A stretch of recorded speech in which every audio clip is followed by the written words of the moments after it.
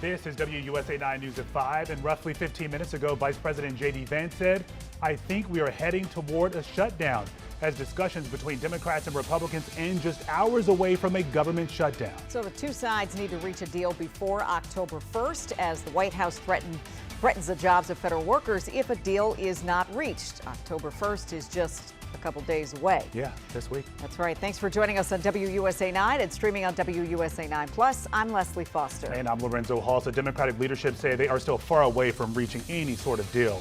Our Rafael Sanchez-Cruz is live on Capitol Hill tonight, where members of Congress are still trying to figure out what's next. Rafa.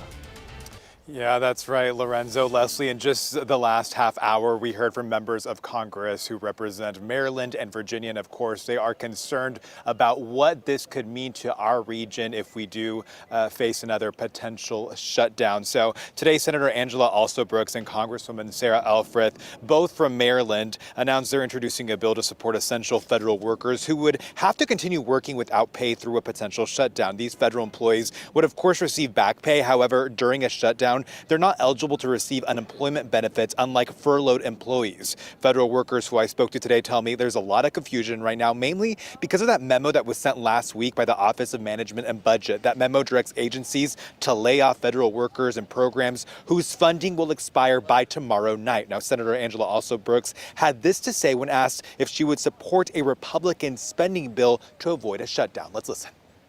So these people are playing games. They control absolutely everything, and the audacity and the dishonesty of pretending that somehow the Democrats are the ones that are causing the pain is just not true. So we want the government to be open, just like I want the people to have back their jobs and livelihoods, and I want the cost of groceries to go down and all the other things they promised us that hasn't happened so far.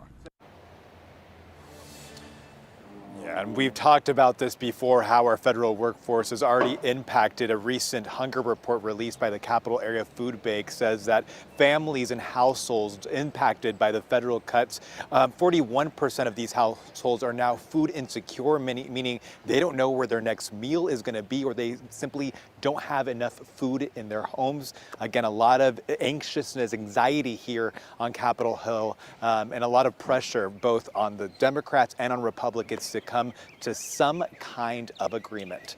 I'm Rafael Sanchez-Cruz, live on Capitol Hill. Back to you. Yeah, pressure for some folks to do their jobs and pressure for others who want to keep their jobs. Yeah, it's a no-win situation if the government shuts down We've been again. in this place for far too often, just cutting it close to the deadline here. All right, Rafa, thank you.